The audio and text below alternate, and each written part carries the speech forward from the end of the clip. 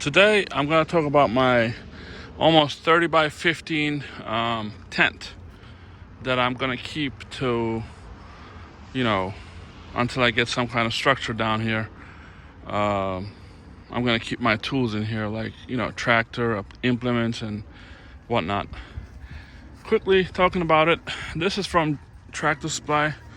It's 32 by 17, I think, for like $29 at the time I bought it. And as you can see, I've used whatever I have in hand. I have a vegetable garden here, so attached it over there, kind of not a good looking method, and then attach it to my chicken coop with zip ties, double zip ties, industry standard, very durable and best design ever. And I got this.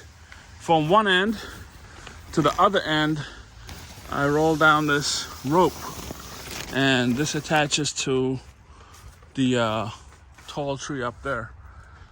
What it does is it keeps it nice and leveled, because it was very soggy. As you can see, I'm trying to keep it at least 6 foot, so the tractor can fit in here nicely instead of scrubbing and whatnot. And also it gives a little bit more stability, when there's a snow and rain. Well, we'll yet to figure that out once that happens. I'm pretty proud of it. It's a cheap solution for the moment. It's not like a solution forever. And I didn't want to spend anything else besides the tarp. I had this tarp already, so I just attached it here. Now it's looking pretty good, if you ask me. It's pretty nice.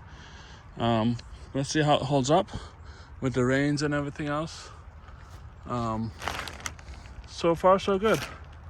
So thanks for looking. Please let me know if you have any suggestions or comments on this. You can put down a comment, see how I did it, what you like. I know there's some gaps here, there's some puddles and everything that's gonna happen, but water is gonna find its way eventually, as long as I'm keeping this thing pretty tight and strong, that it's not gonna come out. That's the bottom line. And also I want to show you something else here before I close this. Some areas, it was kind of too big, so I rolled it right here. I'll find this stupid camera and zoom. All right, so I kept it, I kind of like rolled it here like this, put tensioning here, attached to the nail here, and in between there are some soggy areas. I found the best way to overcome that. Put a little stick in here, round or square, and just start rolling. And once you have enough tension, just squeeze it with something. So pretty good. So thanks for looking.